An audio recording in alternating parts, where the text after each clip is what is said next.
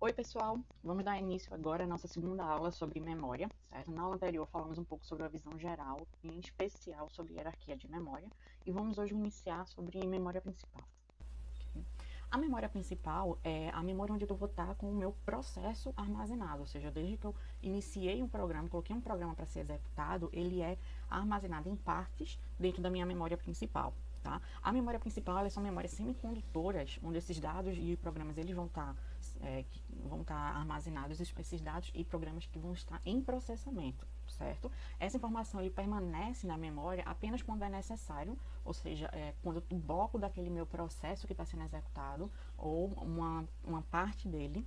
Enquanto isso, ele vai fazer uma cópia também para os meus níveis mais próximos do processador, como vimos na aula anterior. Tá? E quem vai controlar essa utilização da minha memória principal é o sistema operacional, através de paginação ou segmentação. Como é que ele vai ser organizado? A minha memória principal ela vai ser organizada através de células de memória.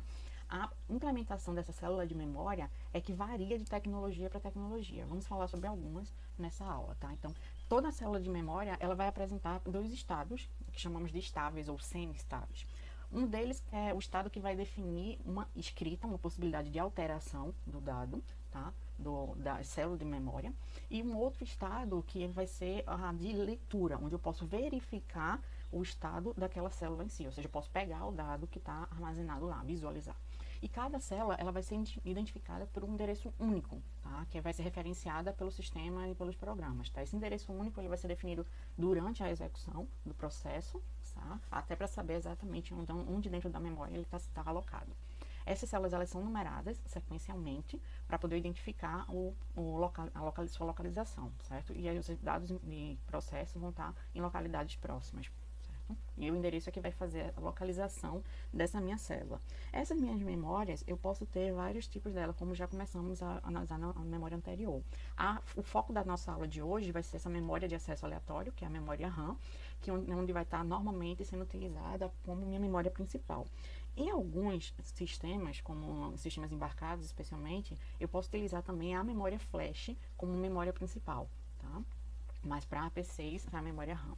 Nessa daí, a memória RAM ela me permite a leitura e a escrita, só que lembrando que ela é uma memória volátil. Significa que se faltar a energia, certo? A informação ela é totalmente perdida, ela vai ser apagada. Okay? A memória de acesso randômico, que é a minha memória RAM, vão ser chips de memórias que podem ser lidos e gravados pelo meu processador a qualquer instante. Ele vai ser utilizado para armazenar os programas que vieram do disco. Tem dois tipos principais delas, que seriam a DRAM, que é uma memória dinâmica, RAM dinâmica, e a SRAM, que é uma memória estática, uma RAM estática. Essa RAM estática, por sinal, ela normalmente é utilizada para implementações de cache. Tá? A RAM estática, que é a SRAM, ela vai ter valores de células que vão ser representadas como um registrador. A implementação dela é equivalente a ela. Essa implementação, eu preciso de 4 a 6 transistores, normalmente são 6 transistores, para armazenar um único bit, certo? É uma memória volátil, tá? E cara, extremamente cara. Dá para ver até pela quantidade de transistores por bit que vão ser necessários, ok? Para a identificação do seu tamanho e armazenamento, temos que saber a quantidade de bits de entrada, que vai me identificar quantas linhas de memória eu vou ter, ou seja, quantas linhas de células de memória vai possuir a minha memória, e quantos bits de largura, ou seja, qual o tamanho do dado que ela consegue armazenar. Okay? A estrutura interna, como comentei, ela vai ser formada por transistores. Aí tem, nesse caso daí, aparentemente 3, mas tem muito mais do que 3, uma reticência ali, que vai me dizer exatamente quantos vai depender, na verdade, de quanto de dado ela vai armazenar no momento. Eu posso também utilizar essa minha pastilha, que vai ser a implementação de uma célula de memória, um conjunto, na verdade, de células de memória, e utilizar essas pastilhas específicas para poder aumentar a minha capacidade de armazenamento, sem precisar refazer um projeto do zero. Tá, para cada uma delas. Um exemplo estaria aí aqui, vamos considerar que todos esses blocos em amarelo, eles são pastilhas de memória que tem 128K de armazenamento, tá? Utilizando palavras de 8 bits. Quando eu tenho isso, significa que eu tenho 17 linhas, dentro de uma pastilha dessa eu tenho 17 linhas de endereçamento, tá? 128K, 2 elevado a 17, vai identificar quantas linhas de endereçamento são possíveis. E cada linha dessa eu tenho dados de 8 bits. Mas se eu quisesse, por exemplo, trabalhar com dados de 16 bits, o que é que poderia ser feito se as minhas pastilhas de memória aí são de 8 bits? Posso conseguir fazer isso também colocando essas pastilhas sequencialmente, tá? Numa única linha. Para fazer isso, você precisa para identificar quantos eu preciso, é só você dividir o tamanho do dado que você precisa por o tamanho do dado que a pastilha de memória ela possibilita. Ou seja, se eu estou dizendo que eu estou trabalhando com pastilhas de memória de 8 bits de dados, tá? E eu quero, por exemplo, trabalhar agora com 16 bits, significa que eu vou precisar, 16 dividido por 8, não 2, vou precisar de duas pastilhas sequencialmente para poder ter agora uma memória de 128K, tá? Com 16 bits de dados. Okay? E se eu quisesse aumentar também essa minha capacidade de memória, no sentido que eu quero aumentar a quantidade de linhas que essa memória vai ter. Vamos dizer agora que se eu quisesse, por exemplo, uma memória de 256K e dados de 32 bits. Já vimos que para a quantidade de dados, do tamanho do dado, eu preciso só de pastilhas sequencialmente. Se essas pastilhas são de 8K, então significa que eu vou precisar de 4 pastilhas sequencialmente para trabalhar agora com dados de 32 bits, certo? Que é o que seria equivalente à primeira linha daí, dessa informação. Só que eu quero agora que a minha memória tenha 256 MB. Para isso, eu tenho que dividir agora, na verdade, 256 MB pelo 100, MB não, desculpa, K pelo 128, ou seja, eu pego o 2 elevado a 18 da memória que eu quero, desejada, dividido pelo 2 elevado a 17, que é a minha memória possível da pastilha, ok? Com isso, eu tenho o 18 menos 17 vai ser 1, então significa que eu preciso de duas linhas de pastilhas para possibilitar meus 256 MB, tá? O que isso significa? Se eu quisesse aumentar para 256K, mas manter 8 bits, certo? De saída, da largura do dado, significa que eu precisaria de duas linhas de uma pastilha cada. Se eu quisesse de 256K, mas agora com 16 bits, significa que eu precisaria de duas linhas com duas pastilhas em cada linha, cada sequencial, tá? Certo? Exatamente como está representado nessa imagem.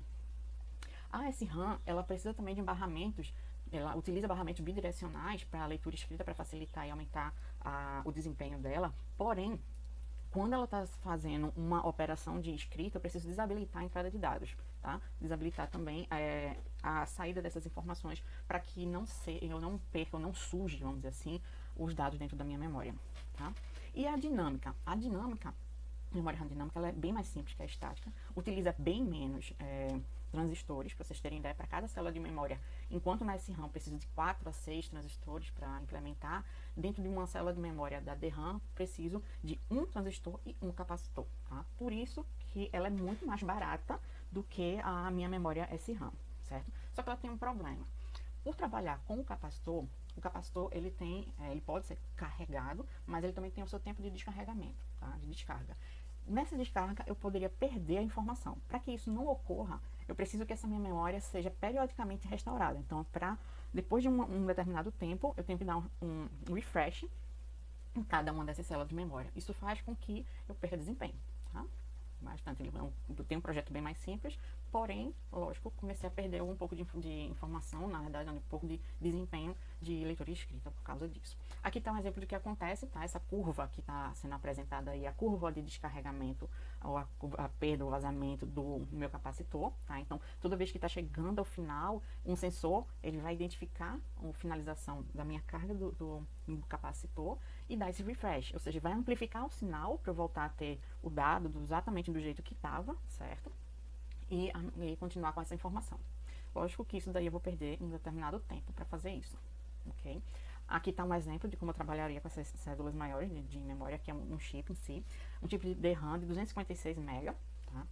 Externamente ele é visualizado como uma memória de 32 MB de endereçamento com dados de 8 bits. Mas internamente ela vai ser implementada como um vetor. Para ser trabalhada como esse vetor, ela vai ter na verdade 16K de linhas, 16K de colunas para armazenar esses 256 MB. Tá? Aí vocês podem ver aí na entrada, essa minha entrada, ela tem 14 bits para a identificação da linha e 11 bits para a identificação da minha coluna. Os 14 bits são exatamente 2 elevado a esse 16K aqui, que é o 2 elevado a 14, tá? Para endereçamento. Os outros 2 elevado a 14 também, dos outros 16K, não são necessários, porque eu não vou precisar disso tudo para chegar aos 256 MB, tá? De possibilidade de informação. por isso que é só 11 ali. E essa minha saída, que é essa saída de 8 bits, que é o dado, o tamanho de dado que essa minha memória identifica, e ela trabalha, tá? Mas, como eu comentei, eu tenho nessas minhas linhas, elas precisam ser atualizadas de tanto tempo. No caso, para esse caso mais especificamente, a cada 50 milissegundos, os dados precisam ser atualizados. Só que o custo para isso é de 100 nanosegundos para um refresh de linha. Então, o quanto eu perderia com relação a isso? Significa que a cada 50 milissegundos eu perco, cerca de 2 microsegundos só com essa ideia do refresh. Eu perco, então, uma quantidade considerável aí, que seria em torno de 0,06%, tá, do meu desempenho para poder fazer esse refresh. E como é que essa memória ela é organizada? A DRAM, como eu comentei, ela vai ser formada por um vetor, na verdade, por uma estrutura de um array retangular, onde eu vou ter as minhas linhas e as colunas de armazenamento, tá, para informação. As linhas vão ser acessadas através dos endereços, que são os endereços de acesso da memória, tá? E as colunas são os dados em si, que vão estar sendo armazenados, ok? Ela tem um modo de burst, que é quando eu posso ler uma linha inteira. Todas as colunas dentro dessa linha podem ser obtidas de uma única vez, ok? Para aumentar um pouco o desempenho, aumentar a vazão de dados dessa memória, ok? Essa taxa de quantas informações podem ser obtidas, elas vão variar de acordo com a organização interna dessa minha memória. Então, para isso eu posso ter uma memória DDR, que vocês conhecem, que é bastante utilizada como tecnologia para utilização da memória RAM dos computadores, certo? Onde ela vai ter uma transferência de subida e descida nas bordas do clock. Essas informações de subida e descida vai identificar qual é a taxa de transferência que eu tenho, tá? Então, ela pode ser obtida a cada ciclo desse do clock. E a taxa de dados quádrupla, que é da QDR, tá? Onde eu tenho entradas e saídas separadas. Eu tenho, na verdade, duas vezes uma DDR. Como é que esse acesso é realizado? Como eu já comentei, eu preciso saber primeiro em que linha vai estar o meu dado. Então, eu preciso passar o endereço da linha dentro do meu vetor de memória. Ao acessar essa linha, eu vou copiar essa informação para meus registradores. E dentro dele eu vou ter um endereço de coluna, para poder dentro dessas linhas conseguir identificar. Lembrando, por que eu tenho um endereço de linha ou um endereço de coluna? Porque eu preciso implementar ele como esses arrays. Para isso, meus dados vão estar dentro de um elemento desse que vai estar, ou seja, vai ser identificado pela linha e coluna para acessar aquele dado, tá? Só que externamente eu enxergo só como endereços de linhas.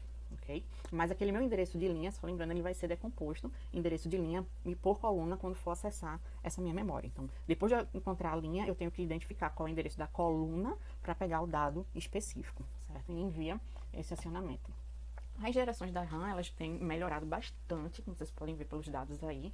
O tempo de acesso à minha linha ou coluna nova, tá? Como vocês podem ver, em 1980, era de em torno de 250 nanosegundos, e já chegamos aí agora a algo em torno de 35 nanosegundos. E o custo, então, nem precisa comentar. Olha aí o valor, onde eu tinha em torno de $1.500.000 por gigabyte, de memória RAM, tá, de DRAM, e agora é algo em torno de $1, ainda bem, né?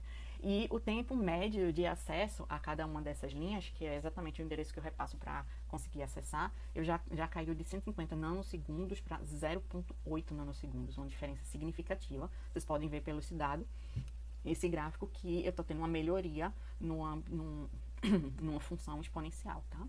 Na decaída dele. E quais são esses fatores que eu posso analisar para meu desempenho? Um deles que eu possa melhorar, tá? É um buffer de linha, que é eu poder já fazer uma cópia da linha inteira que eu li, certo? Dessa minha memória, para não precisar toda vez ler uma linha e coluna. Como normalmente, pelo princípio da localidade, eu vou utilizar os dados que estão próximos, eu já leio a linha inteira e armazeno num registrador, por exemplo, tá? Que vai ser esse meu buffer para já ser atualizado, para já ser utilizado sem uma necessidade de uma segunda ou terceira leitura. E a DRAM síncrona, que ela vai permitir acessos consecutivos em rajada, como eu comentei antes, que é o meu burst, tá? E acessar mais de um elemento dentro de endereço. Aí vai melhorar bastante essa minha largura de banda, que é quanto bits por segundo eu consigo transmitir. Eu vou fazer a leitura escrita, tá? E um banco de DRAM, que ele vai permitir esse acesso simultâneo a várias DRAMs ao mesmo tempo, certo? Ele melhora bastante a minha largura de banda, mas lógico que eu tenho alguns problemas com relação à complexidade. E o meu encapsulamento de RAM.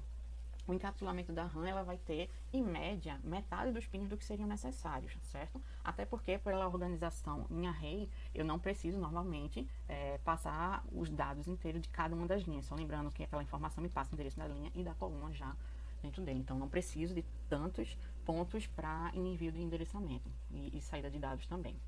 Okay? A outra forma de aumentar essa minha largura de banda seria utilizar esses blocos. Aqui, como estão essa organização, última organização, tá? Que estão blocos separados, onde a leitura ela é realizada em paralelo, por esse daqui. O problema é que quando eu tenho uma falha, tá? Uma penalidade de falta, ela vai ser muito maior do que numa memória, como o primeiro caso aí da letra A, onde eu tenho elas todas organizadas como uma única fileira, tá? Como se fosse uma array de uma única entrada, diferente desse daqui, que seria uma array de blocos. E como é que essa RAM ela tem evoluído? Eu tenho algumas possibilidades de evolução dela, que é o SDRAM, que é o que hoje em dia a RAM melhorou tanto em relação à DRAM, que ela é extremamente mais rápida e já pode ser utilizada como cache. Então, ela já veio como uma alternativa para uma memória rápida com um custo menor, certo? A DDR, desculpa, que seria aquele acesso dual para minha RAM, eu vou ter uma taxa de dados dupla, aumentando consideravelmente minha largura de banda, pelo ser acesso simultâneo de 2 vezes. Estou dobrando essa taxa, então, de transferência de dados dentro do meu chip, certo? E a Rambus DRAM, que é uma memória bem mais rápida, um canal de memória usado para transmitir muitos dados, que tem uma velocidade de cerca de 10 vezes mais rápida que a DRAM, mas ainda não é um padrão tão largamente utilizado, certo? E qual é uma grande comparação entre a DRAM e a SRAM? Lembrando, a DRAM ela é muito mais simples, como vocês podem ver aí do lado esquerdo. Ela é formada simplesmente por um transistor e um capacitor. Ela é muito simples, eu tenho pastilhas mais densas e com maior capacidade, porque eu consigo, numa área menor, ter muito mais células de memória, certo? Em comparação com a SRAM, que ela é bem mais complexa, já dá para perceber aí pelo circuito e pela quantidade de elementos eletrônicos que eu preciso, que no caso da SRAM é em torno de 4 a 6, nesse caso aí 6 transistores para poder implementar uma única célula de memória, tá? Então, só pela quantidade de informação, pela quantidade de elementos, eu tenho um custo mais alto e mas em compensação eu tenho um desempenho muito melhor, já que eu não preciso fazer o refresh constantemente, tá? Como é necessário na DRAM. Só que mesmo com esse tipo de melhoria, eu estou chegando ao meu limite de memória. A capacidade das pastilhas tem aumentado bastante, não tenho muito para onde aumentar agora, que elas já estão muito próximas, mas a velocidade do meu processamento aumentou num nível muito mais alto, certo? Do que essa minha possibilidade de armazenamento de informação a um custo, vamos dizer assim, aceitável, certo? Então, como medida paliativa, o que aconteceu foi o uso de cache e dos níveis de cache que a gente tem utilizado, tá? Até 3 níveis é relativamente normal hoje em dia para poder trabalhar. Ou o uso de uma palavra grande, uma palavra longa, que já me passe mais de uma instrução numa única palavra, ou mais de um dado numa única palavra, que é o equivalente a fazer a leitura daquela minha DRAM, tá? De uma linha inteira e deixar no buffer, ok?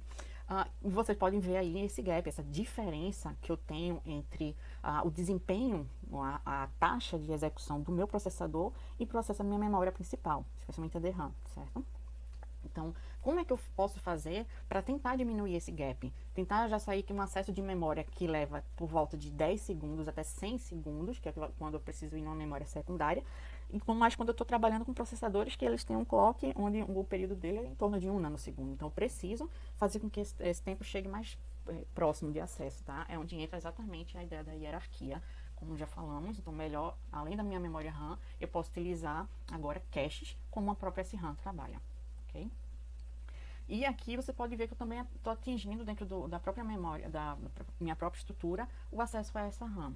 Uma das possibilidades é como o MIPS fez, que é a utilização de 2 memórias, uma para instrução e uma para dados, para que eu possa fazer leituras de instruções, permitir o pipeline, enquanto estou pegando as informações dentro da minha RAM, certo? Que a RAM, por sinal, é em torno de 10 a 50 vezes mais lenta do que o acesso ao dado dentro do registrador, ok? Com isso a gente finaliza a aula de hoje, certo? Então, até a próxima.